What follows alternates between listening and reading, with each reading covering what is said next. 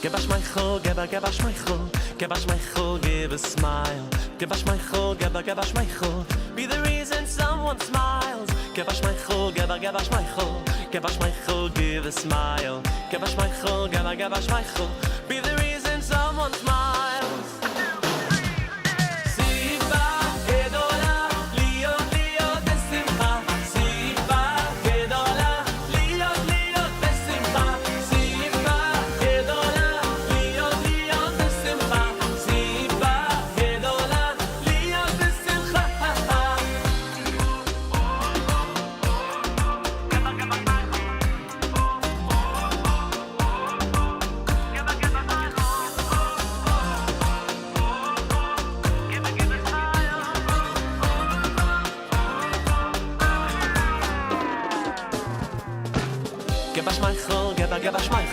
Give us my chol, give a smile. Give us my chol, give us my chol, be the reason someone smile. Give us my chol, give us my chol, give us my chol, give a smile. Give us my chol, give us my chol, be the reason someone smiles. Simba, gedola, liot, liot, simba. Simba, gedola, liot, liot, simba. Simba, gedola, liot, liot, simba. Simba, gedola.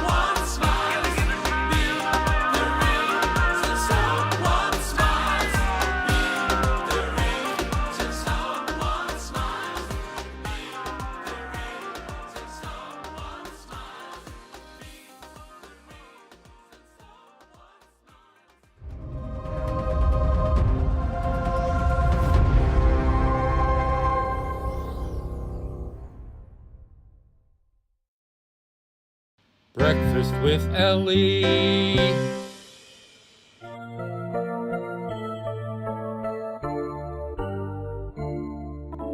Mode ani lefanecha melech chai v'kayam shechazarta bi nishmati b'chemla Rabba emunatecha.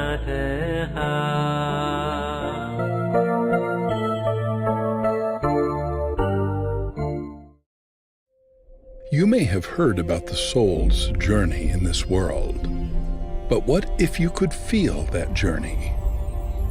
Your soul is traveling through this world, and if you listen closely, you can hear it sing. There is a particular type of song that your soul is connected to, a melody that carries it through time and space and is tethered to the divine. And by tuning in, you can feel it soar. Introducing Judaism, the Soundtrack, an evening of Hasidic songs and stories that inspire your soul. to sing. Told in 8 interweaving short films and corresponding stories that bridge the gap between the physical and spiritual. Come experience it firsthand.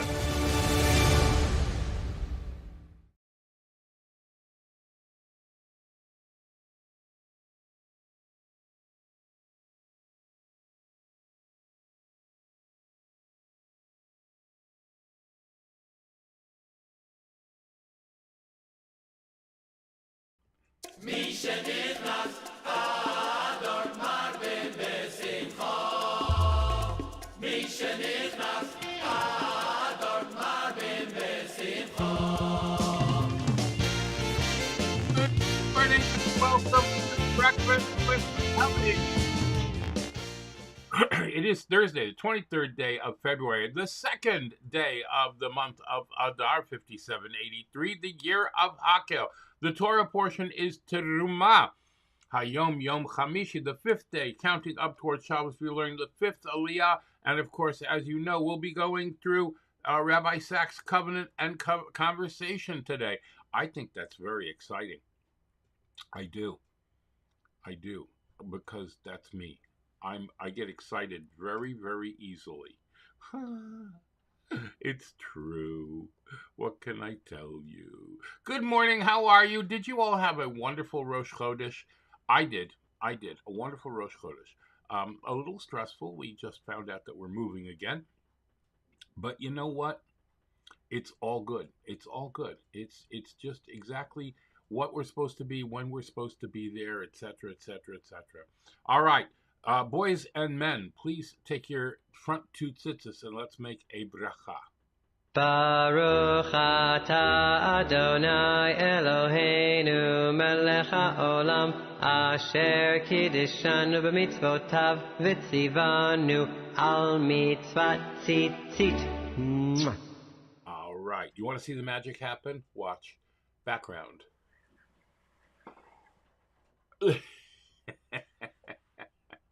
I forgot to put up my green screen. All right, Al Divrei Torah, everyone together, please. Baruch atah Adonai Eloheinu melech haolam asher kiddishanu b'mitzvotav v'tzivanu al divrei Torah. Hareini Mekabel. הריני מקבל עלי מצוות עשה אשר ואהבת לרעך כמוך. I take upon myself every single day to love my fellow friend in a very special way. All right. Torah Tziva. היי תורה ציווה לנו משה מורשה קהילת יעקב. תורה ציווה לנו משה מורשה קהילת יעקב.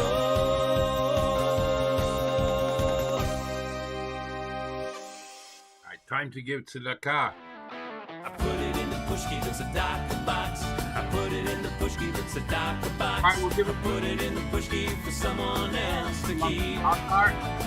Yeah, I put it in the pushki, the tzedakah box. I put it in the pushki, the tzedakah box.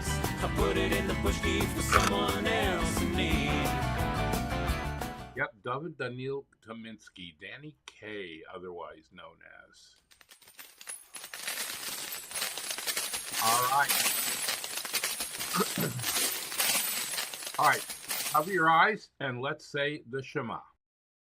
Shema Yisrael Adonai Eloheinu Adonai Echad.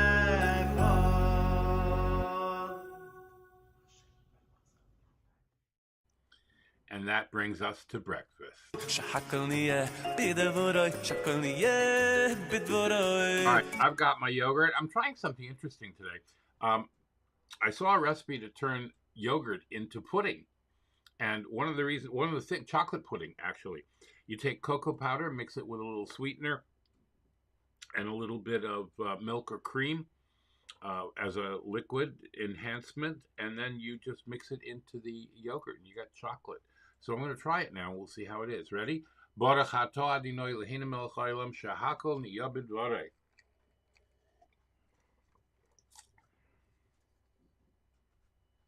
Coffee, blessed coffee. God bless you for being a friend. When the whole world turns on me, it's only you on which I can depend. I want to taste you in the morning and a few times throughout the day. Yes, a cup or two in the evening too. For me, it's the only way. Yeah. Look at that. Mm-hmm. Oh, yeah. Oh, yeah. That works. Excellent. Excellent. Excellent. All right. Today in Jewish history. We all know when Adar enters, the Talmud tells us we increase in joy. For this is the month that was transformed from sorrow to joy, mourning to festivity, for the great miracle and victory of Purim. The month of Adar is an auspicious time. So if we are faced with a challenging event, court case, a medical procedure, or whatever, you should strive to do it during the month of Adar. I know. Dancing every night in the 770, we all know about that because I've been speaking about that. And today, in the year 553, the Byzantine Emperor Justinian ordered that under his jurisdiction, instead of reading the Torah on Shabbos, the Greek translation must be read. He also prohibited rabbis from speaking in public or teaching Torah.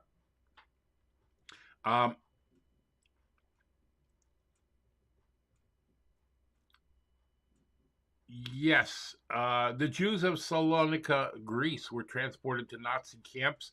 Of the 50,000 Jews who lived in Salonika, only 1,200 survived. Hashem should avenge their blood. And there was an earthquake in Agadir, Morocco, on this day in 1960. Hundreds of Jews, including some of those who were the students of the local Chabad yeshiva, were among the thousands of victims to perish in a devastating earthquake that struck Agadir, Morocco, on the 2nd of Adar in the year 1960. A terrible, terrible, terrible tragedy. I actually don't remember it, but I was only 5 years old. Today is the yahrzeit of David Daniel Kaminsky, born in New York, Brooklyn, to Ukrainian parents. He was an actor, a dancer, a singer, and a comedian. He performed mostly physical comedy, pantomime, rapid-fire, nonsense songs. I think I have one of those. Let me see where that is. No, that's not available. Okay. He starred in 17 films overall, including The Kid from Brooklyn, The Secret Life of Walter Mitty, The Inspector General, Hans Christian Andersen, The Court Jester, and many, many more. His bravura performances of patter songs such as Inchworm and The Ugly Duckling were famous. He was lesser known as the first ambassador-at-large of UNICEF in 1954 and received the French Legion of Honor in 1986 for his years of work for the organization. He died of heart failure on March 3rd, the 2nd of Adar in 1987 at the age of 76, a condition brought on by internal bleeding and complications of hepatitis C, which were contracted from an earlier blood transfusion. Isn't that sad? I think it's very, very sad. I have a short bio on Danny, if you'd like to watch that. Here we go.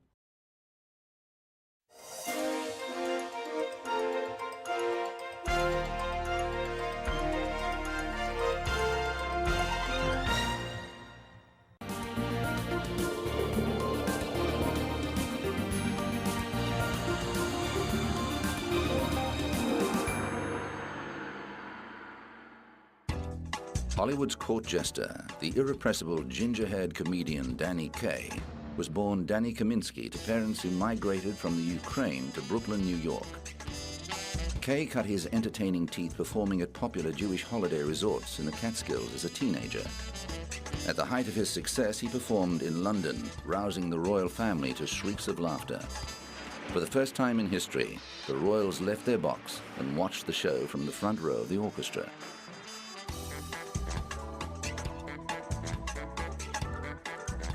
You put your toonies close up tight.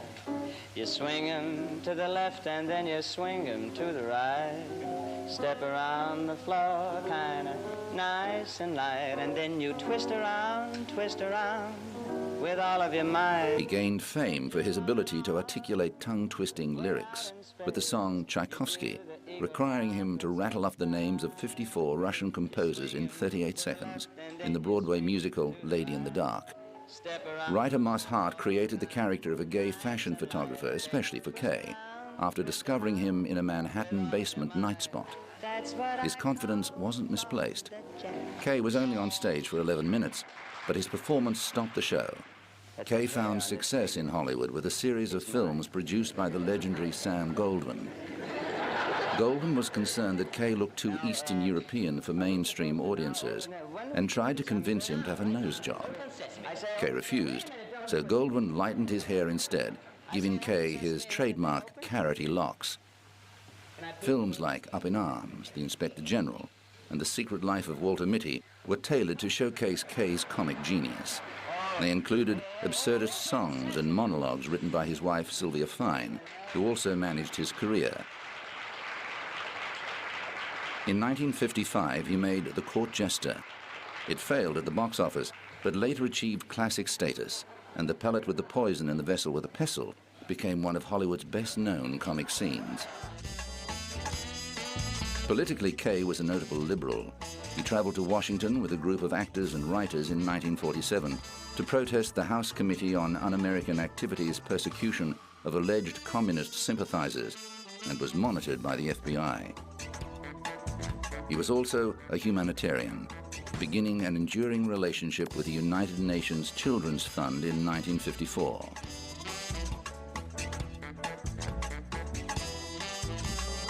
Because the children of today, as we all know, are the citizens of the world tomorrow, and so we're going along to try to make a pictorial record of exactly what UNICEF has been doing for the children in these various countries, and we hope to be back in a couple of months and be able to talk to you all then about it. And I must repeat again that we're extremely honored and delighted that we were chosen to do this. Well, I'll see you. A keen pilot, Kaye often flew himself when he traveled the world, highlighting the plight of children and encouraging closer bonds between countries. In 1965, he was selected to receive a Nobel Peace Prize on behalf of UNICEF. Kaye's wide interests included a fascination with surgery, as he once wanted to be a doctor. He was a lifelong fan of the Brooklyn Dodgers baseball team and co-owned the Seattle Mariners for a few years. A competent chef, he enjoyed throwing dinner parties for friends, but insisted on punctuality and was notorious for locking out anyone who turned up late. Kaye died from a heart attack in 1987 and was buried at Kensico Cemetery in New York. The bench over his grave contains a frieze sculptured with a baseball and bat, an aircraft, a piano, a flower pot, musical notes, and a glove.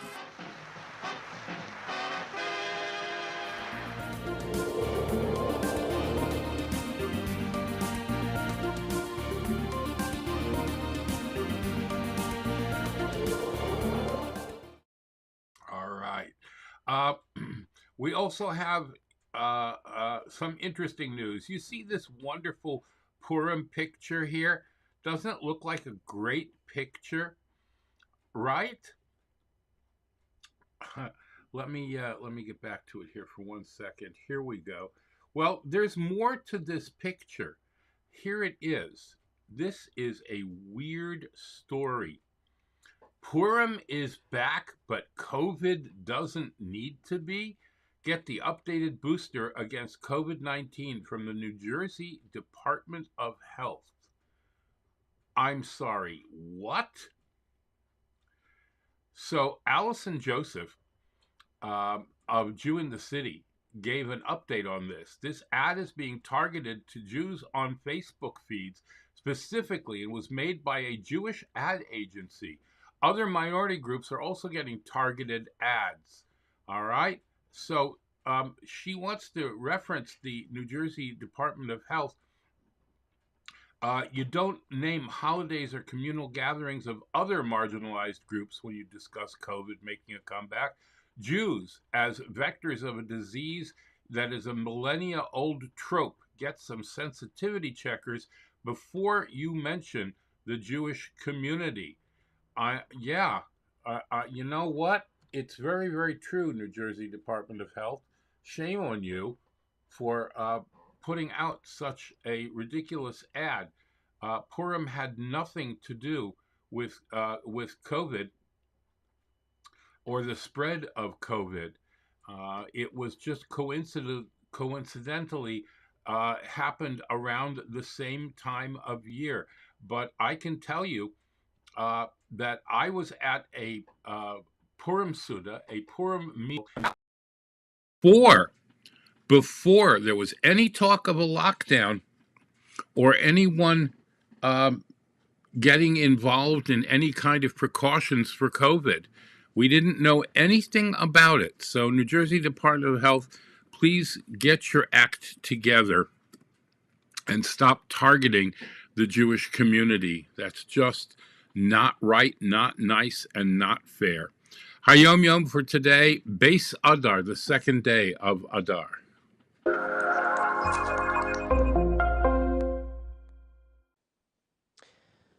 So there's the truth, there's a lie, and then there's the gray area in between. Say you walk into a store and there's a sign on the wall that reads, "We love our customers." Usually what they mean with that sign is, "We love your money." But that wouldn't go over so well on a sign. So they opt for, "We love our customers." Not a total lie, but also not the real truth. But if you're talking to somebody who really matters in your life, then the gray area is not enough. You have to speak the real truth. Rabbi Shneir Zalman, the first Rebbe of Chabad, insisted that our relationship with Hashem be intimate and absolutely truthful. Says today's HaYom Yom, the Alter Rebbe set forth a program for his Hasidim in which he demanded that we strive intellectually for truth and that we critically examine our every move and make certain that it conforms to the truth. Now, some people might make the mistake of thinking, says the HaYom Yom, that achieving truth is this impossible task that requires us to turn the world upside down. Says the HaYom Yom, that's not what it's about. Attaining truth means that when you recite a bracha, when you make a blessing, you do it with your entire heart. You vest yourself into the words of that blessing with sincerity. When you study Torah, you are cognizant of the fact that the words that you are saying are the words of Hashem. When you offer a prayer to Hashem, doing that truthfully means that you have the proper presence of mind, and in your heart you know that you stand in prayer before the King of Kings. Living life truthfully means that you reach out to a friend in true love and friendship. It doesn't come naturally to always do things with that absolute truth. It requires tremendous effort. And the HaYom Yom points out that you've got to study in order and work hard in order to make this come about. But with the proper efforts, you can achieve truth. And I'm assuming that if you do so, the Alter Rebbe, Rabbi Shneir Zalman, will be proud of you. You like that? I thought you would. Okay. All right. Yeah, that can go away. And that takes us to... I know, I'm disorganized. I got distracted. I'm sorry. Uh,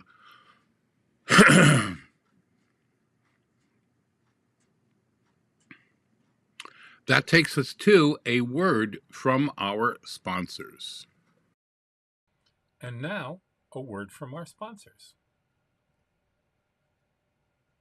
PestProRidall.com. PestProRidall.com, trusted by the best to keep away the pests. We are offering COVID-19 disinfection services. Mention this ad and get 1 month free service. Visit us at PestProRidall.com.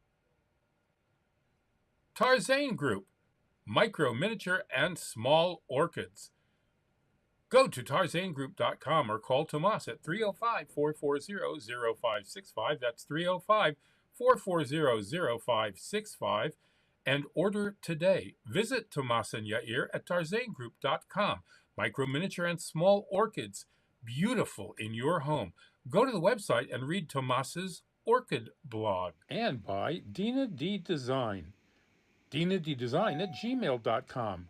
Fine artwork, custom made to your specifications, logos, wall hangings, Judaica, and you can even have something for your child's room. Dina D Designs. Go to her Facebook or Instagram or call or text. Thank you very much to our sponsors. If you'd like to become a sponsor, please go right up here to where it says patreon.com/theactorsrabbi, and you can contribute even only $1 a month if you'd like, but that'll help us bring this broadcast to you on a daily basis and cover our expenses.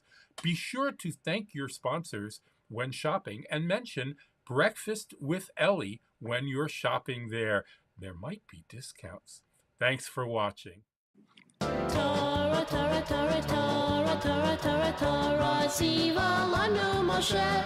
Torah, Torah, Torah, Torah, Torah, Torah, Torah, Siva Lanu Moshe. All right, thank you. Patreon.com/theactorsrabbi or breakfastwithelli.live/tipjar if you would like to contribute to bringing Torah around the world. All right, Rabbi Sachs' covenant and conversation for today. The subject is the gift of giving.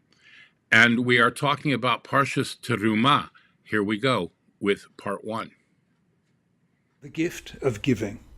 It was the first Israelite house of worship, the first home Jews made for God. But the very idea is fraught with paradox, even contradiction. How can you build a house for God? He's bigger than anything we can imagine, let alone build. King Solomon made this point when he inaugurated another house of God, the first temple. He said, "Will God really dwell on earth? The heavens, even the highest heaven, cannot contain you. How much less this house I have built?" So did Isaiah in the name of God himself. "Heaven is my throne, and the earth is my footstool. What house can you build for me? Where will my resting place be?" Not only does it seem impossible to build a home for God, it should be unnecessary. The God of everywhere can be accessed anywhere, as readily in the deepest pit as on the highest mountain, in a city slum, as in a palace lined with marble and gold. The answer, and it's fundamental, is that God doesn't live in buildings. He lives in builders. He lives not in structures of stone, but in the human heart. What the Jewish sages and mystics pointed out was that in our Parsha, God says, "Let them build me a sanctuary that I may dwell in them, not that I may dwell in it." Why, then, did God command the people to make a sanctuary at all? The answer given by most commentators and hinted at by the Torah itself is that God gave this command specifically after the sin of the golden calf. The people made the calf after Moses had been on the mountain for 40 days to receive the Torah. So long as Moses was in their midst, the people knew that he communicated with God and God with him, and therefore God was accessible, close. But when he was absent for nearly 6 weeks, they panicked.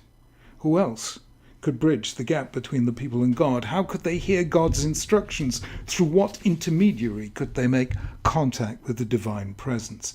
That is why God said to Moses, "Let them build me a sanctuary, v'shachanti b'tocham, that I may dwell among them." The key word here is the verb lishkon, to dwell. Never before has this word been used in the Torah in connection with God. It eventually became a key word of Judaism itself, because from it came the word Mishkan, meaning a sanctuary, and Shekhinah, the divine presence. Central to its meaning is the idea of closeness. Shachen in Hebrew means a neighbor, the person who lives next door. What the Israelites needed and what God gave them was a way of feeling as close to God as to our next door neighbor. That is what the patriarchs and matriarchs had. God spoke to Abraham, Isaac, and Jacob, Sarah, Rebekah, Rachel, and Leah intimately like a friend. He told Abraham and Sarah they would have a child.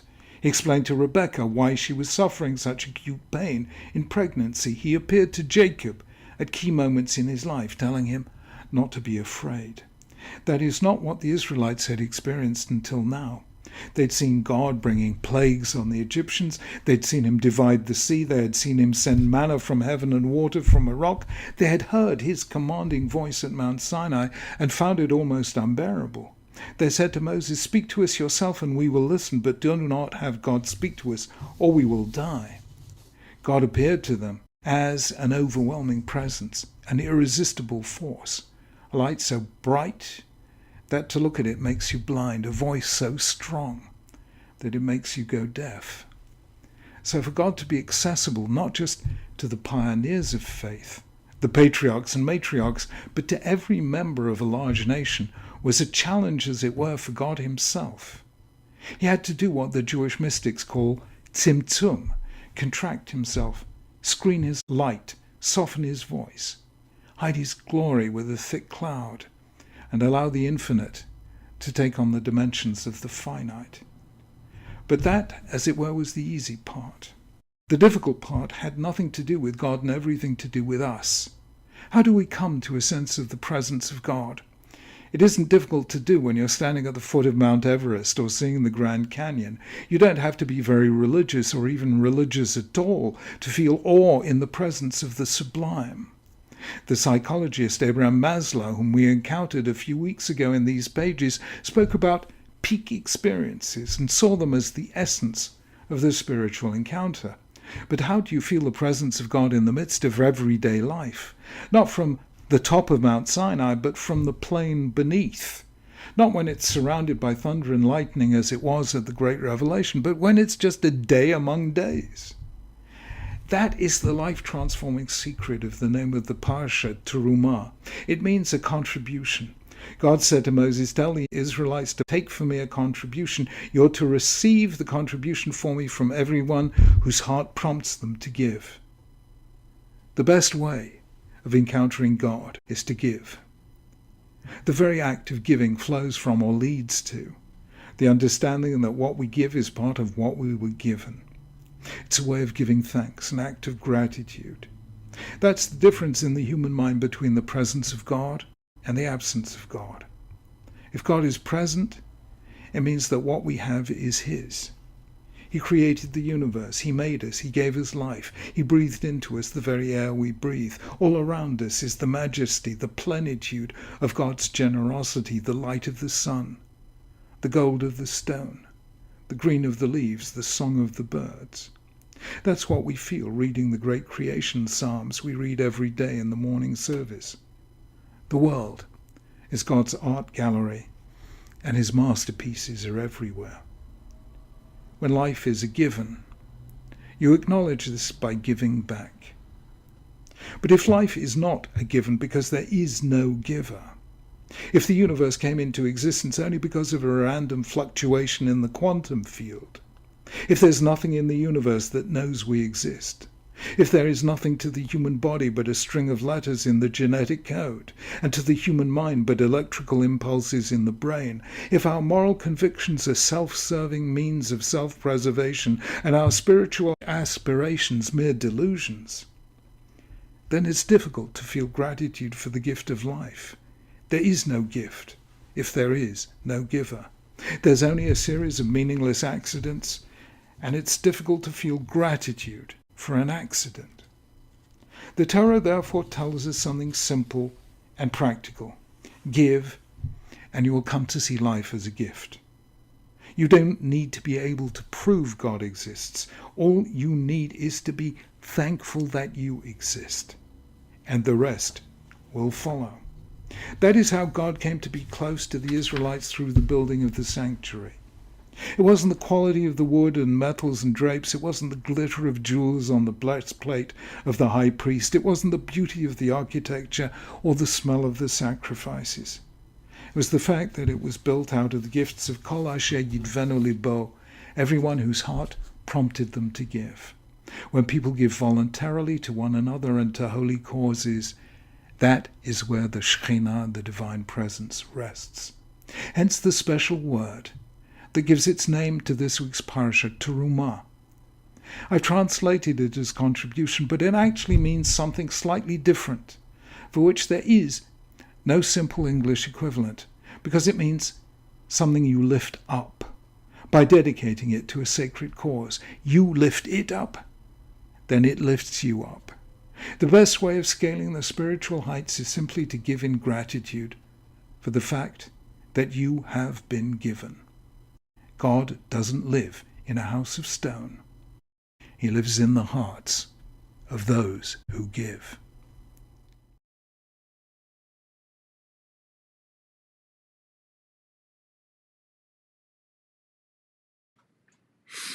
How about that? That was really, really cool. I like that a lot. All right. In the fifth Aliyah, the tabernacle sanctuary was to consist of two sections. The innermost chamber, the Holy of Holies, where the ark was to be placed. The outer chamber was the Kodesh, the holy chamber, which housed the menorah and the table, as well as the golden altar, which has yet to be described in next week's Parsha.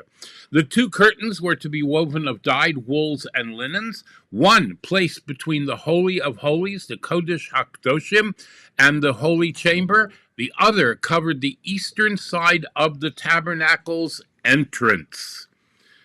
Excellent. And we'll talk more about that tomorrow, God willing. All right, and we have a second audio from Rabbi Sachs tomorrow. All right, here's Shnayim Yomi.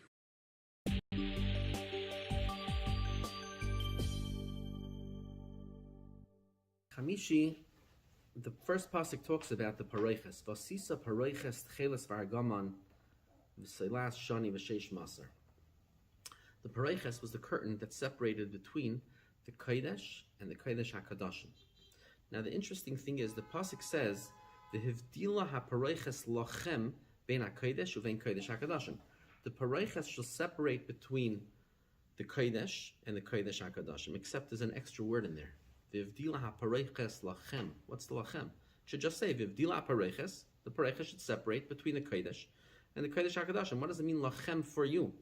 Says the Dovna Magid, this concept that we've been talking about. The purpose of the Mishkan had to be with the heart. Your heart had to be in it. V'yikhuli, like we said, v'yikhuli truma, li lishmi. It's got to be with your heart. Says the Dovna Magid, not everyone brought with the same kavana when they donated to the Mishkan. Some people gave it 100% for the right reasons, and others had ulterior motives. So therefore, the pareiches was the separation. The people who gave it with a pure heart, their donations ended up in the Kodesh HaKadoshim. The people who had not such great kavanas, so it wasn't used for the Kodesh HaKadoshim, it was used for the outside, for the Kodesh. That's the Hivdila HaPareiches Lachem. The Pareiches separated for you. For you, meaning the way you gave, that's how the Pareiches separated.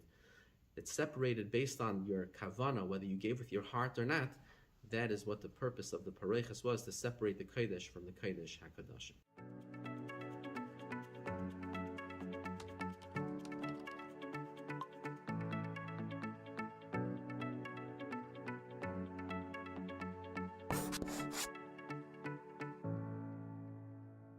All right, let's get a little bit heavy here with Rabbi Dubov's Reb Leivik, the Rebbe's father's explanation of this week's Parsha.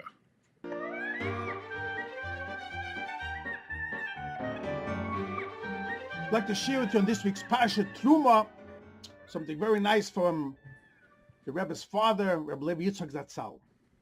This week's Parsha, it speaks about the building of the Mishkan. And it says Hashem showed Moshe Rabbeinu exactly all the dimensions, how the structure of the Mishkan should be, and also all its vessels, its kelim. There is a Mishnah, Mesichte Tomit, Pere Gimel, Mishnah Dalet. The Mishnah says every morning the Kohanim used to come and they would take out and prepare all the service of the day, and they would take out and prepare 93 vessels for the day. Everything that they needed for the slaughtering, for the different services during from morning to night was 93 on a regular day, was 93 kelim. Many Meforshim look what exactly were these 93 kelim. There is an interesting letter actually from Meir Shapiro, the famous founder of the Chacham Lublin, and he writes a letter to the Nagachova Goyen. And he says that he writes to him exactly what were the 93 kelim. The Mishnah doesn't say what they were explicitly. Very interesting letter. So Kondra Levi Yitzchak and asks, what's the number 93? Everything is exact in the Beis Hamikdash. If Hashem commanded something, and this is what was done by Beis Hamikdash, there must be a reason. Explains Rabbi Levi Yitzchak. We all know there's two psukim a Jew says every single day. Shema Yisrael, Hashem Elokeinu Hashem Echad.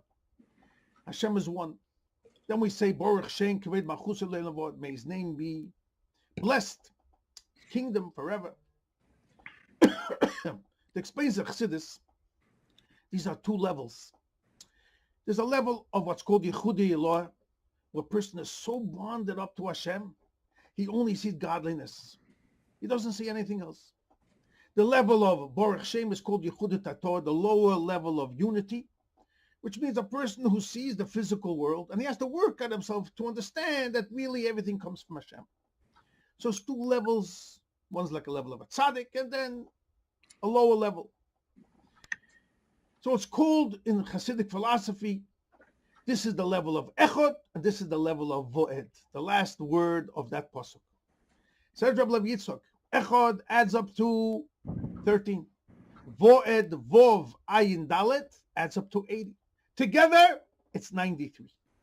To tell you, Hashem says, the number 93 symbolizes that the Beis Hamikdash was a physical structure, and that we have in this week's parish, we see all the dimensions, and from there, the Beis Hamikdash, everything had to be exact.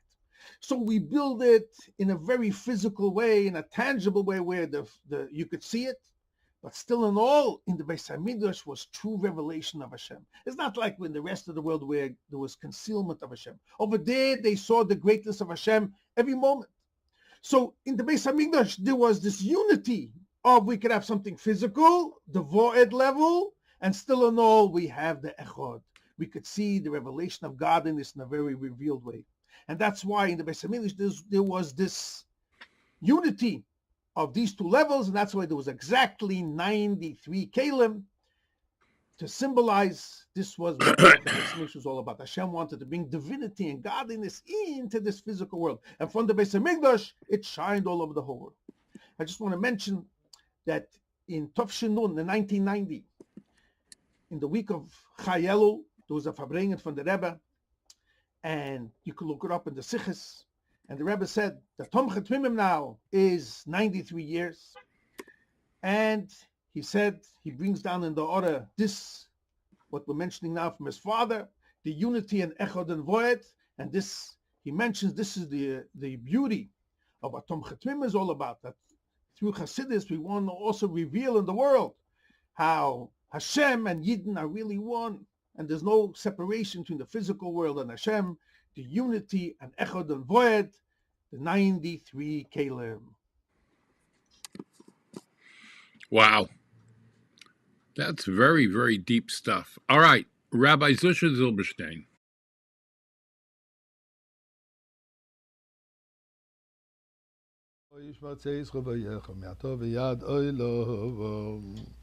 A good Chodesh, happy Chodesh, let's all give tzedakah, Chodesh Adar, Marbim B'Simcha. We increase in rejoicing. There's nothing more rejoicing than being together in Hakhel and learning Torah. So, I want to ask you a question. Is it possible that the fools were actually right? That the fools knew better than all the great intellectuals, all the great wise people? Seems like sometimes they are. And now let me share with you what I'm talking about. In the beginning of the parsha, where the Torah speaks about the different offerings that we have to bring for the construction of the Mishkan, the Torah says over there, and these are the offerings that you should take from them: Zov, Kesef, and Nechoshes, gold, silver, and copper, as we spoke the last 2 days.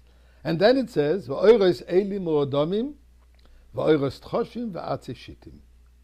Oiros Elli Modomim, skins dyed red. Oiros Tchoshim, skins of Tachash. Tachash was a specific animal, as Rashi says, that it was multicolor, that existed only for that moment. And Atze Shittim, acacia wood. Rashi asks the obvious question. Where did they get acacia wood? They're in the desert. There are no trees. They can't break down any trees, cut down trees. Where did he get it from? So says Rashi, an amazing medrash. Medrash says the following: Rabbi Tanchuma says that Yaakov Avinu, when he went down to Egypt, he saw Baruch HaKodesh, he saw with divine vision, divine inspiration. A day will come when they will come out of Egypt. And then they're going to need to build the Mishkan. They will need this wood, the acacia wood, the Arze Levonen, as they called. So he took with him those cedar trees, planted them in Egypt, and told for the future generations, make sure that you prune and you take care of these trees until you're going to come out.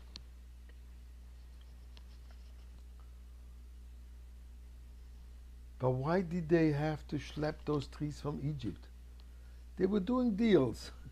They were business people. They were dealing with the nomads in the desert.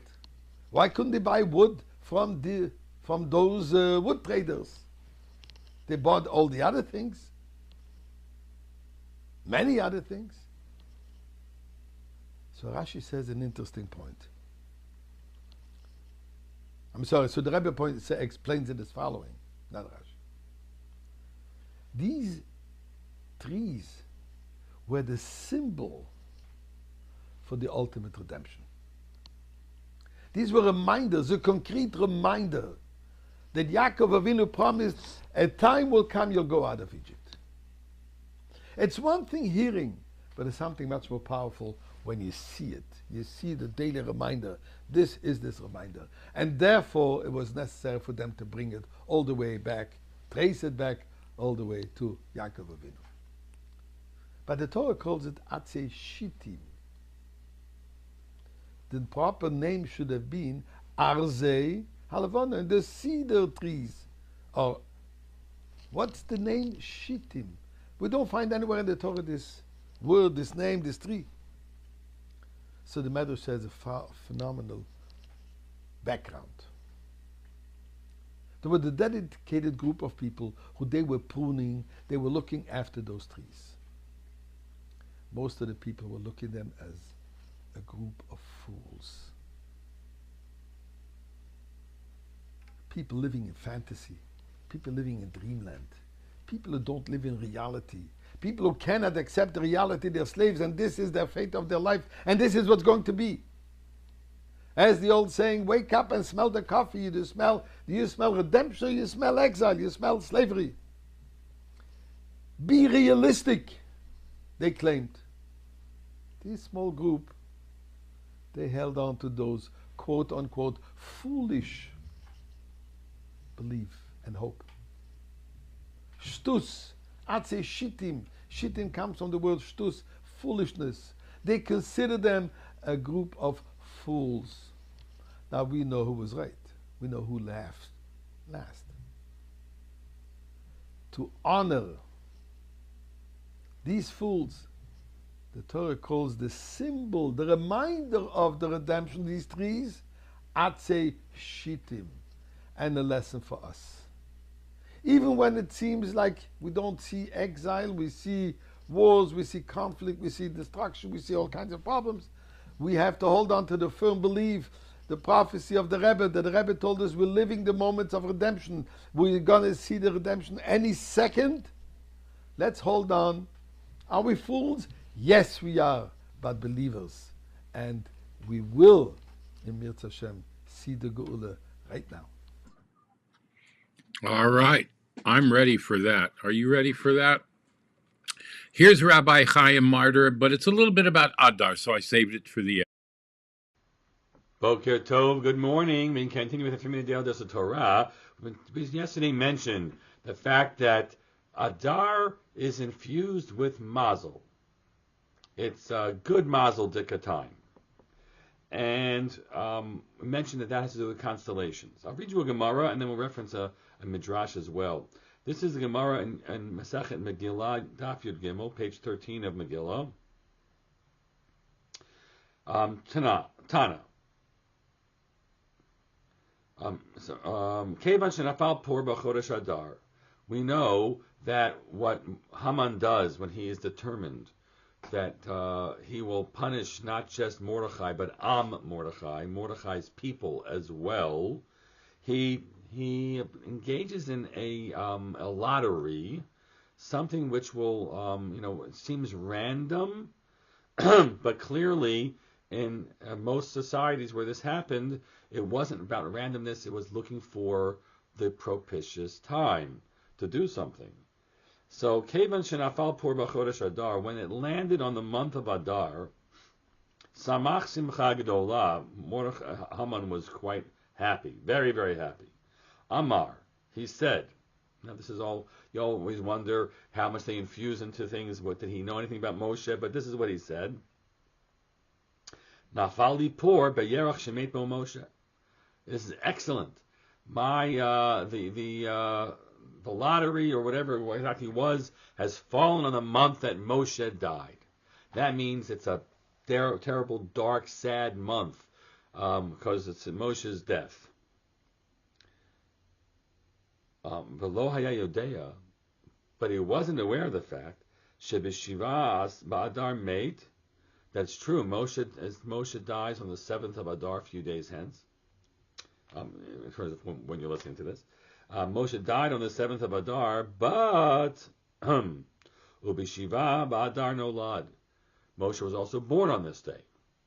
And so if you somehow or another there's something about a date of death as being a dark and bad mazel dika time for the Jewish people, you should know it's also the day of Moshe's birth, which would be a wonderful and glorious time for the Jewish people.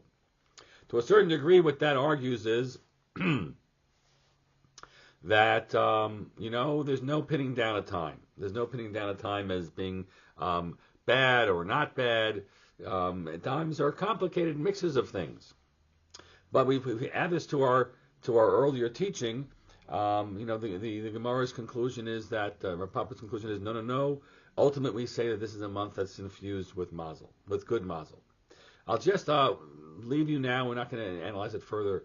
The Midrash takes us to understand that he actually goes from month to month to month to month, trying each month out, Haman, to try to figure out when's the best time for me to go after these folks, when won't they have any protection, and he settles in on this month of Adar, which of course we just read is misinterpreted by him as a time that must be negative and bad for us.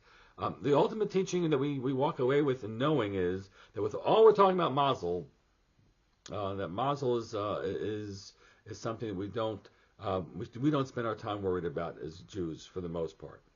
And I'll leave it for you to consider. Maybe we'll find some other time to talk about issues of mazel and what you think about it, what your family might have taught you about it, and what you teach yourself about it. It's worth further conversation, to say the least.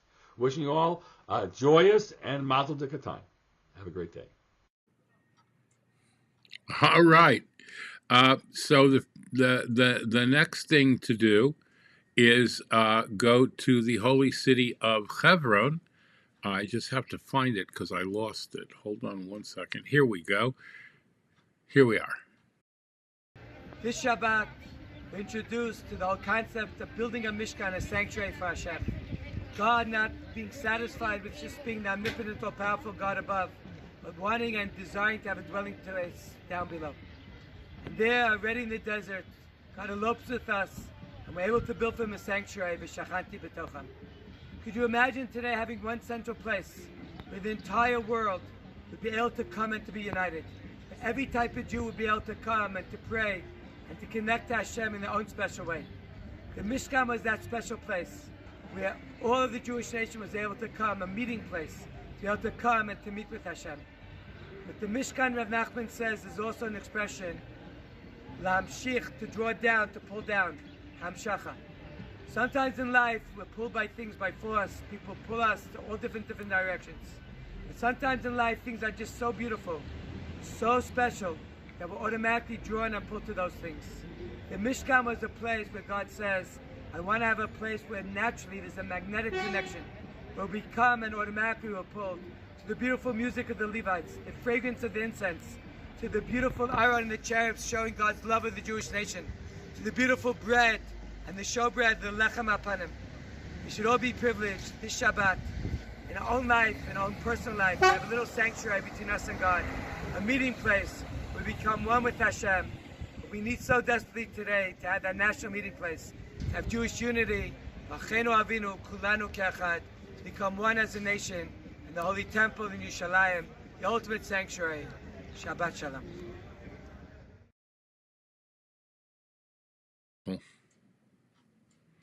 Absolutely beautiful. Thank you.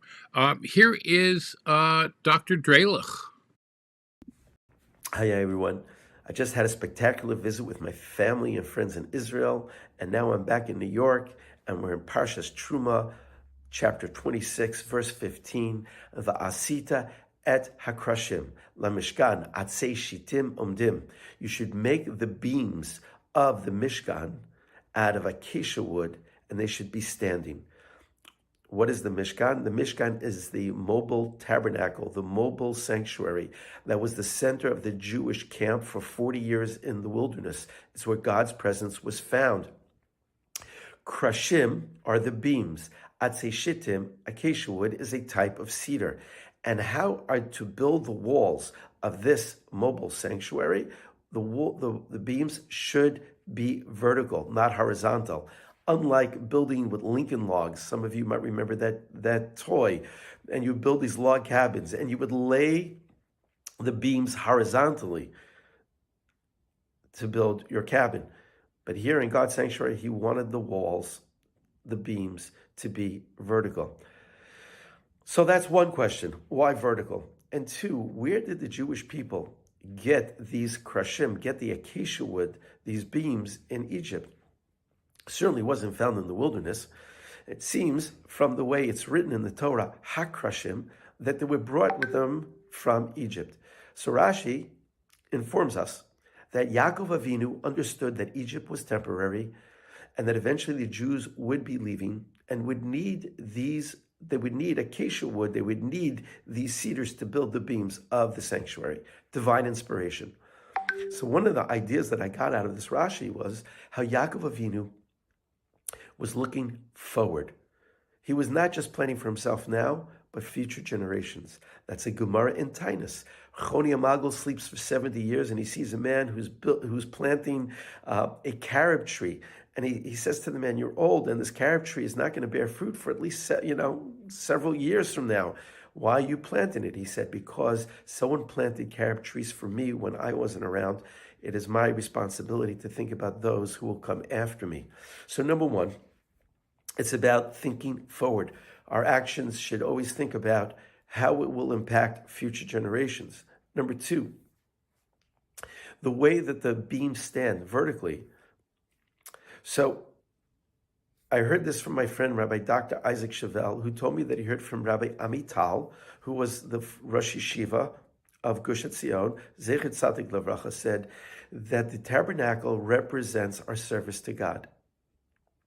And that the way that we serve God should be just the way as a tree grows, bottom up, always going upwards towards the sun. And I always think about, when people ask you about maybe, where are you religiously? Are you very right? Are you very left? I think that's a misnomer. I think in Judaism, it's not about horizontal direction, But in spiritual growth, it's all about vertical. Either I'm going up or I'm going down. And we should all try to be like the trees in that sense, that we can learn from them that they're always going upward and hopefully going straight as opposed to right or towards the left. So what do we take away from the Mishkan? When it comes to service of Hashem, we should be thinking about not just ourselves at now, but how it will impact future generations. And number two, we should always think about our growth, not as right or left, but as vertical, always trying to go up as trees. If you like what you hear, please pass it on. Shabbat Shalom. All right. And last but not least, Rabbi Minkowitz. Welcome to this week's Torah lesson. This week's Torah portion is Parshas Terumah. The question of the week is, how can we refine our character? So in this week's Torah portion, Parshas Terumah, we learn about the building of the Mishkan, the tabernacle, and all the holy objects of the tabernacle. So the Torah describes how it should be built and its measurements. So when it comes to the Aron, the ark, so the Torah says it should be built 2.5 amot in its length, an amma and a half in its width, an amma and a half in its height. So the Rebbe in a powerful Chassidic discourse asks, it's intriguing. If you give a look when the measurements and the other items, some were a half, some were a whole, but you find something unique when it comes to the ark, that every dimension was 2.5, 1.5, 1.5, all halves. Why is it a half? It should be whole. I mean, shouldn't it be complete numbers? And Rebbe explained something fascinating. He says as follows. What was the ark made for? The ark was made for the Torah. And we know when we learn the Torah, you connect to God.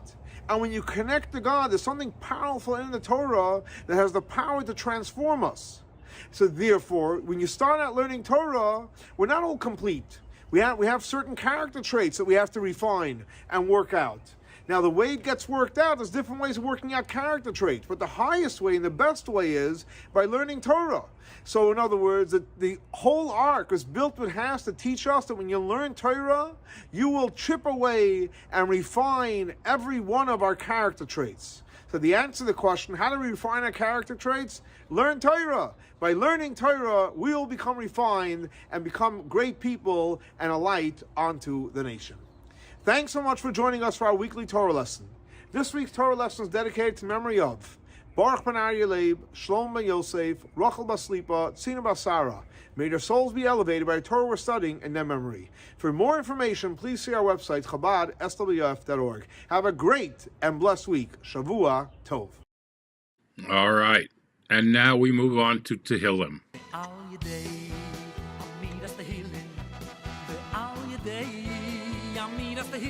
The power of Tehillim to shake the heavens. Chapter 121.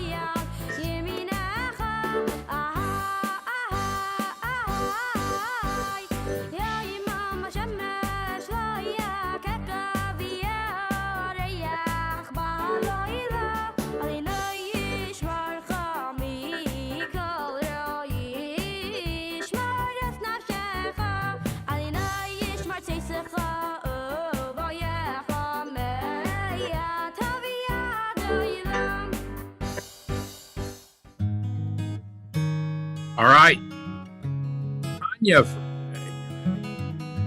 Tanya thoughts for the 2nd of Adar. A true story, not like the lies I usually tell you. There was once a non-kosher restaurant in New York that was bought out by a kosher establishment, and they wanted to maintain the same ambiance and level of service. one big issue they had in transitioning to kosher was that a lot of the wines on the fine wine list are not mavushal. And therefore, there was a problem if it was being poured by a Gentile waiter. So they instituted a rule that there would have to be Jewish waiters. Then the question was raised, what about the patrons? If they are not Shabbos observant, is there a problem with that wine? A Lubavitcher on the staff suggested that when Jews came for kosher bracha, there were many non-Shabbos observant Jews, and yet when the Rebbe poured wine into their glass, we didn't consider that a problem. Another said, well, I'm not so sure about this. Let me ask my Rav. The Rav said the example is not valid because when a Jew comes before the Lubavitcher Rebbe, in that moment he does tshuva. Show a Jew a little kedusha and it will snap forward all of their godly soul. Show them a little bit of godliness, and no matter how deep in the muck they are, their godliness will emerge. Let's talk Tanya for the second of Adar. Yesterday we introduced the idea of mivachenle, of crushing the ego, not through rationalizing with oneself or with the animal soul, but by screaming and intimidating the animal soul. Why does this work? The answer, the Alter Rebbe says, is that we need to understand the nature of the animal soul. The animal soul, after all, it's klipa. Klipa is the name that's used for the forces of unholiness. But the name klipa is very instructive, because what does klipa mean? The word klipa literally translates as a shell or a husk. Why is klipa called a shell? Because what is klipa? Klipa's job is to distort the truth, to lie. And because it's its name, you can argue it's not that klipa lies. Klipa is a lie. That's what its definition is. Its definition is that its job is to distort the truth, that we shouldn't see the truth. You can argue that klipa is darkness. Now, how do you get rid of darkness? You get rid of darkness by shining a light. How do you get rid of a lie? By telling the truth. Because klipa doesn't have any substance other than the fact that it is obscuring the truth. The moment the truth is revealed, the klipa should no longer exist. Which raises the question. Every single one of us, we have an animal soul, which is the lie, and the darkness. We have a godly soul, which is the truth and the light. So shouldn't the light of the godly soul automatically expel the darkness of the animal soul? And the answer is yes. It actually doesn't make any sense that our animal soul can assert itself in any which way in the face of the godly soul. However, if the animal soul would just melt away every time it was in the presence of the godly soul, we wouldn't have any free choice, we wouldn't have any struggle, and that's not the plan. So what did God do? He gives the animal soul, the darkness, the lie, he gives it the power to be able to stand up against the truth and the light, even though that makes no sense, it's illogical. But, and here's the important but, the moment that the godly soul asserts itself, the moment the godly soul stands up and stands up to the animal soul, then the light and the truth of the godly soul is automatically going to dispel the darkness and the lie of the animal soul. And that's why screaming at the animal soul works. Why? Because that is the godly soul standing up and standing firmly, standing up against the animal soul and screaming at it. And when that happens, the animal soul is just going to shrink away. In Tanya, the Alter Rebbe also applies this to the idea of sfeikos be'emunah, which means doubts about God. Most of us, we experience these, some more often, some less often. Is there a God? Isn't there a God? Is the Torah really true? Is the Torah not really true? Was the Torah given at Sinai or not? And usually the way that we deal with it is we start engaging those thoughts and arguing with those thoughts, intellectually countering those thoughts. And the Alter Rebbe says that's a mistake. You're arguing with a lie. You're arguing with darkness. The way to stand up to these thoughts is simply by screaming at them and saying, hey, I'm a Jew. I believe. Go away. Which doesn't mean that a Jew doesn't ask questions. It doesn't mean that a Jew doesn't analyze, investigate, and explore. We do. But we do so from a place of faith. I believe in God. I believe in the Torah. And now I'm going to ask my questions and explore and get my answers.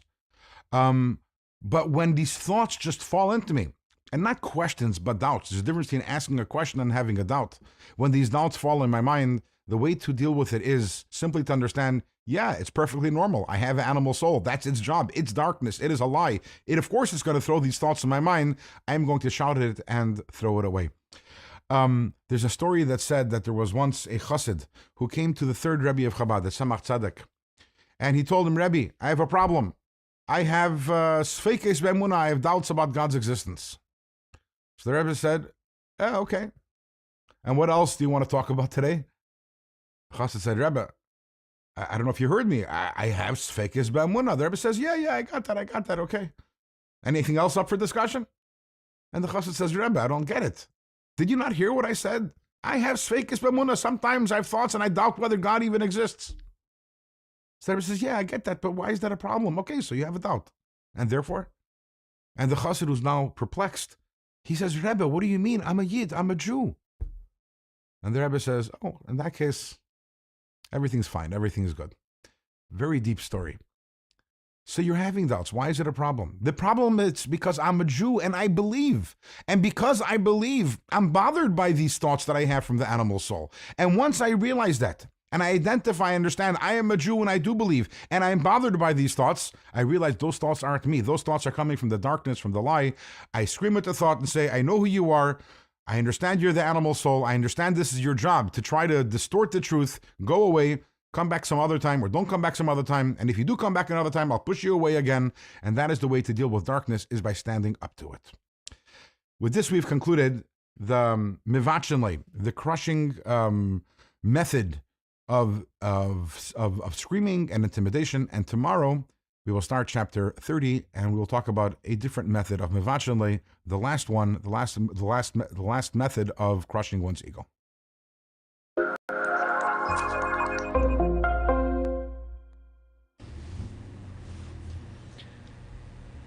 Thank you for joining Tanya in 5. Today's lesson for the 2nd of Adar, we conclude chapter 29. Chapter 29 in one word is crushing, mivachin. This is a very crushing experience that the Beinoni is going through in order to crush the siter achra, the negative side from within, the evil inclination that rises itself above and doesn't allow, and the animal soul, together the animal soul and the body, doesn't allow the divine soul to infuse him, and therefore gives a dullness of heart. Not to say that Beinoni has complete mastery over thought, speech, and action, but nonetheless, there's a dullness of heart that he needs to, we spoke earlier, rage against. Now, why would raging help, or why would the meditation help in order to subdue the siter achra, the negative side of the individual, or for that matter, the forces of the world that are negative? So the Alter Rebbe explains that the explanation is, in truth, that the negative side has no substance whatever. Siter achra has no substance. It's compared to darkness, in which has no substance, and consequently it is banished, darkness, in the presence of light. So in a similar fashion, the siter achra, although it possesses abundant vitality because it animates all the impure animals and all the souls, nations of the world, our animal soul, and the likewise, nevertheless, it has no vitality of its own. Where does it come from? It comes from the realm of holiness, because there are not two forces in this world. There's only one force, and that's God. But the force of klipa siter achra, it comes from God's holiness, as we've explained many times how that happens through tzimtzum, contraction. Therefore, since it comes from holiness, it's completely nullified in the presence of holiness, as darkness is nullified before physical light. Except there's one distinction here. In regard to holiness of the divine soul, God has given permission for the animal soul to rise up against the divine soul in order to challenge it. Why? In order that the divine soul should overcome and humble the animal soul, to submit the spirit of the siter achra that is despicable before the spirit of the divine soul. And though the impulse from, through this impulse from below, there's an impulse from above. In other words, from an arousal from below, that we subdue the darkness because of the light of the divine soul that is pushes away that darkness. So when we are when we deprive the dominion and the power from our animal soul and the Sitr Acher from within, then what we do is also above create the same reality, that the Sitr Acher has no strength and authority, because the only authority was given was only to rise against the divine soul. But when we subdue it, it's banished, because just like darkness is nullified by physical light, so likewise the animal soul and the Sitr Acher are banished because of the divine light of the soul. Indeed, this is exactly what the story is with the spies in the Torah. The spies, the 10 spies, when they came back, and for that matter, the influence that they had on the Jewish people, was that they declared that that he is stronger than we. And mimenu means we, but mimenai, also the same words, means than he. In other words, that they are stronger, the 31 nations in Canaan, than not just we, the Jewish people, but than he, God himself. That's what they claimed. But afterwards, all of a sudden, they reversed themselves and they said, oh, let us go up to Israel. Now, where did they get the faith? Where did it return to? Moses didn't show them any miracle that should have changed their minds, or any sign from heaven that should change their mind, that we should now have faith in God rather than the lack of faith. So where did it come from? And if they lacked faith, now all of a sudden they have faith? What happened? Except for one thing. That Moses gave over to the Jewish people, that God was angry with them. He was raging against them. And because of that, they understood, oh my gosh, we did something wrong. What happened is that the Sitr Acher, its haughtiness, got a hold of the Jewish people and clothed itself in them, and therefore didn't allow them to have their natural faith expressed. But once God raged and upset with the Jewish people, didn't do anything but that, all of a sudden, that negativity, that darkness was pushed away. And what was left? The fact that Jews are believers, descendants of believers. In other words, they humbled that negativity, or God humbled it for them in that sense, at that time. And because it was humbled, now they were able to believe what they naturally believe. And what is that? That God, of course, is capable, and therefore let us go up to the land. So from the above, what do we see? That every individual, that the fact that they enters in their mind a doubt, a lack of faith, that is only because of the empty words of the Sitr Acher. It is only the darkness of the Sitr Acher. There is really no substance to it. When we rise against it, then we will have only but faith in God. Furthermore, the Sitr Acher itself, which was given permission by God to confuse man in their divine service, does it because they realize that God is the source of everything, and that they are actually fulfilling the duty of God, the service of God, and acquire a great reward as a result. And not only that, but we require a great result. And the metaphor that's given is from the Zohar, of the harlot that seeks to seduce the king's son with falsehood and deceit. But that's all done with the king's approval. Why? Because the king wants to see, is his son truly made of royal blood?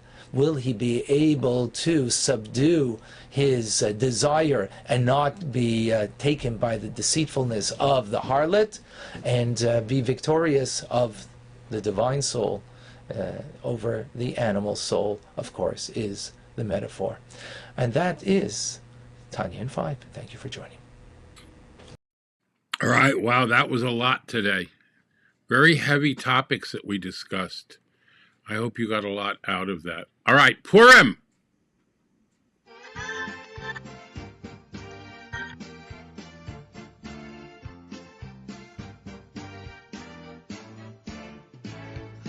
All right. On the holiday of Purim,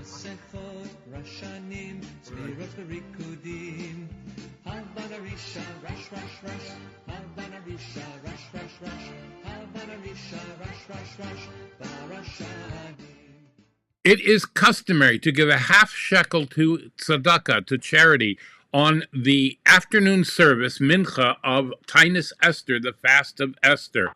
Now, this is a reminder of the half shekel that was given in Adar towards the communal karbanos, the sacrifices, in the times of the Holy Temple. We give 3 half coins because in Parshas Ki Sisa, where the commandment of the giving of the half shekel is given, the word Terumah, donation, is mentioned 3 times. Now, in a place where there aren't coins called half, the shul will set up a tzedakah plate with 3 such coins, and each person places their equivalent value in local currency in the plate and is yotzeh. It is fulfilling the mitzvah through lifting the 3 actual half coins, which are then replaced on the plate. It's machzis hashekel. You give the half a shekel of whatever country you are in. So in America, it would be a half a dollar. All right. In Israel, it would be an actual half a shekel. So you give the minimum of 3 times that, which is $1.50. Most people give more. You put the money in a plate. You acquire the coins in your hand, and then you give those 3 coins, and that fulfills the mitzvah. Day 3 of 30 days of Adar with Rabbi Minkowitz. Welcome to our Mishanichnas Adar Marbim Besimcha Torah Thoughts. So everyone asked the question, last year we did 60 days of thoughts on Simcha, now we're going to do 30 days on thoughts of Simcha. Why is Simcha so important? So if you give a look in the Tanya, which is the classical work from the Alter Rebbe, which we call the Bible of mysticism, he spends 25 chapters in the beginning of the first section of Tanya to discuss and explain the whole spiritual structure of the godly soul, the animal soul, the different levels of the Sfirot, of different ways to serve God with love and awe. And then when he gets to after 25 chapters of deep insight, in the 26th chapter, the Alter Rebbe says, if you want to be successful in everything he spoke about till now, 25 full chapters, a person has to remember the only way you're going to succeed is if you're happy. And he gives a simple example. If you have 2 people that are fighting, one can be very, very strong, but if he's lazy and he's sad, versus somebody that's weak but happy, he will be successful. The happy person will be successful. So the same thing also the Alter Rebbe says, if you want to be successful in your relationship with God, to learn and pray and do mitzvot and be a great Jew, you have to be happy. So I want to wish us all, we should have a tremendous simcha, especially now in the month of Adar. We can receive a lot of simcha that will help us in our relationship with God and have a great and blessed life. All right. Fantastic. And now we move on to Sefer HaMitzvahs of the Rambam, mitzvah number 281. Today we'll discuss some of the laws of matana, of gifting, in the context of positive mitzvah 245, obeying the Torah's guidelines when it comes to conducting our transactions. Again, by a gift, there's no buyer and seller. We're not paying for the object. It's the person of his goodwill giving an object to another. So of course the usual methods of acquisition, like paying money for it, won't work. Instead, we'll have to resort to one of the other methods which the Torah recognizes as a valid kinyan, a valid act of acquisition. Some classic ones would be meshicha, which means pulling, where you pull the object while it stays on the ground from the place which it originally occupied to a new space. Another way to acquire movable object in the sense of a gift would be through hagbah, through lifting, simply by lifting the animal or the piece of property that you're getting from the ground. That could be a legal way of acquiring the gift. All right. Fantastic. Matters of Mashiach.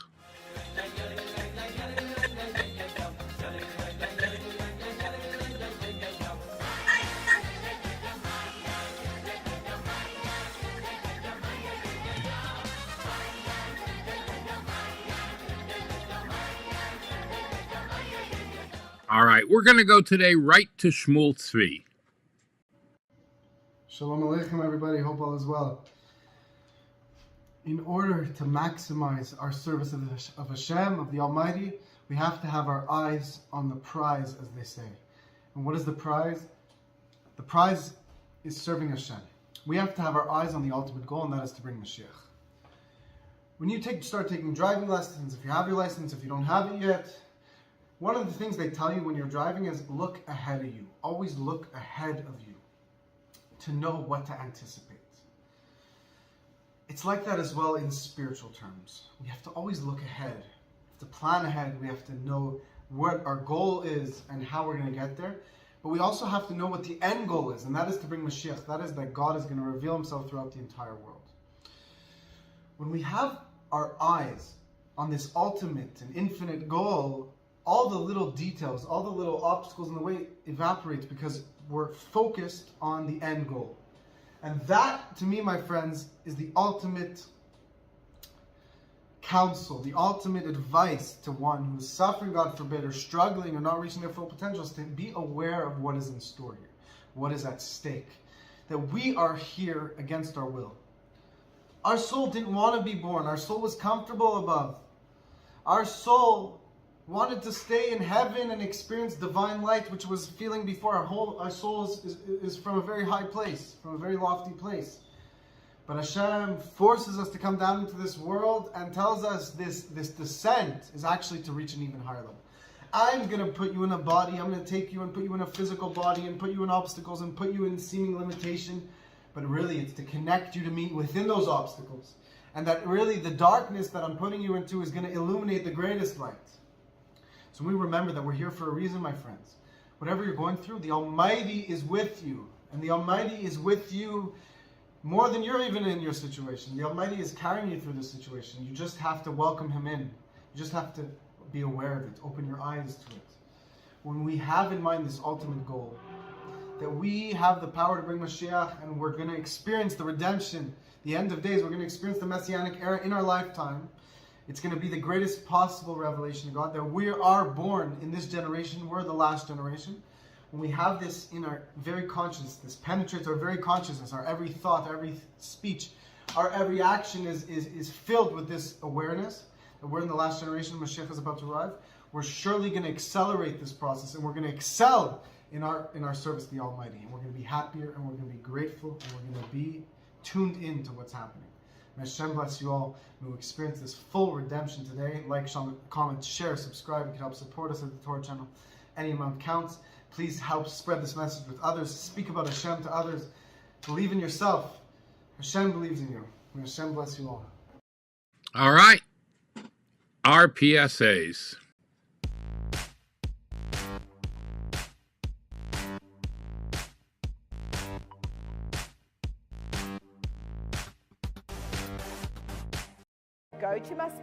In Jewish tradition, you express joy by sharing with the less fortunate. At Masbia this year, for the first time, we will be sending packages on the day of Purim. So you can't do the mitzvah of Matonas Lavyonim and Mishloach Munas better than being part of this great distribution. We will have Yom Tov meals at our 3 locations, but in addition to that, thousands of families will get deliveries on the day of Purim. Join us. Go to masbia.org/Purim.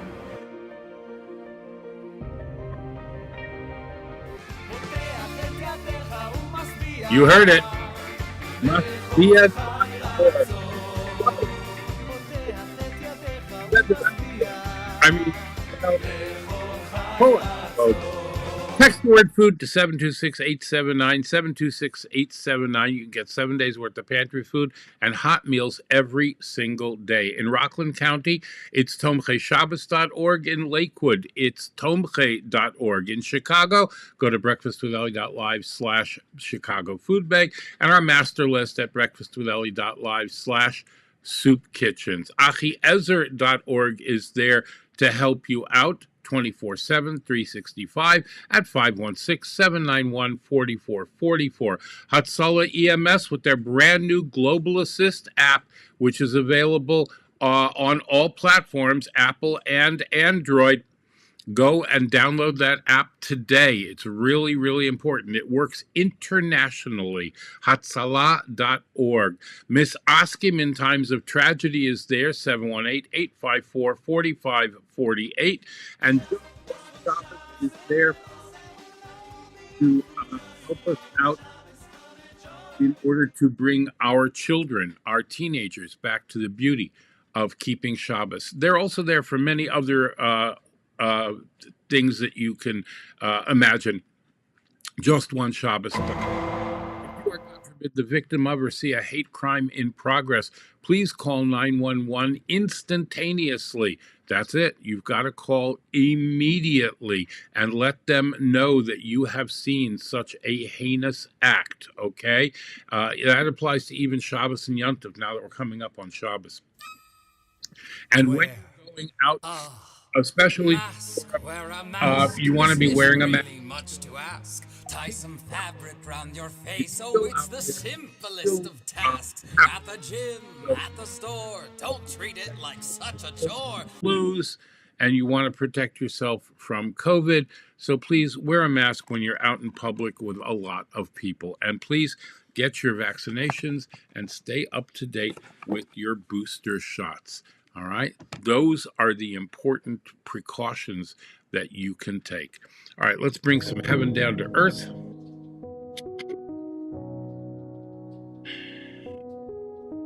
All right. They translate it as the Bible or the law, but that's not what the word means. Torah means instruction, Torah. Whatever piece of Torah you learn, you have to find the instructions that it's giving you. For Torah is the blueprint by which the world was designed. Everything that exists can be found in Torah. Even more, in any concept of Torah, you find the entire world. We will explore that a little bit more tomorrow, God willing. But if you want to talk about it now, all you need to do is contact me on social media, any of the Actors Rabbis groups, at WhatsApp, Twitter, Facebook, Instagram, Clubhouse, Spotify, Telegram.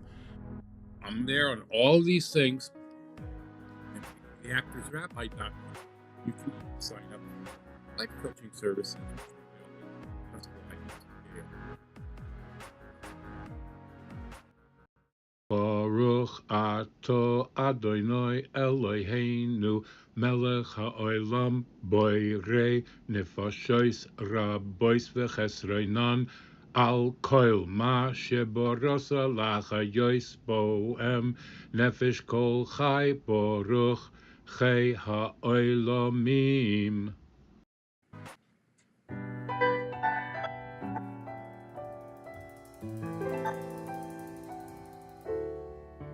All right. Thank you so much for being here. It means the absolute world.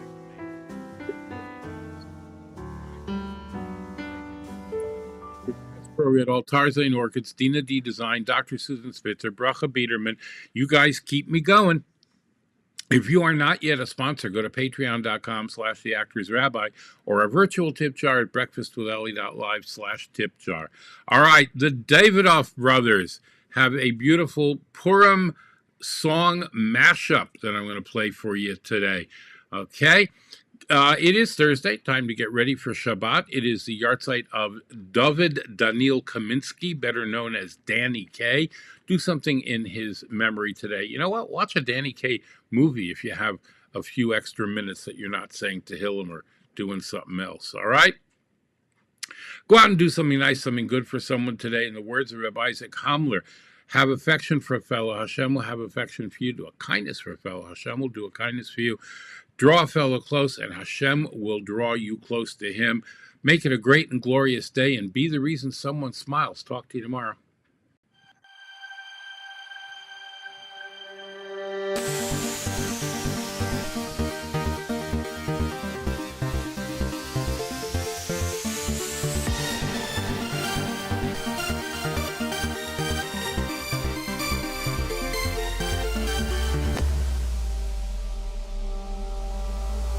שושנת יעקב צהלה ושמחה בראותם יחד חלד מרדכי שושנת יעקב צהלה ושמחה בראותם יחד חלד מרדכי תשועתם הייתה לנצח ותקוותם בכל טוב וטוב ברוך מרדכי היהודי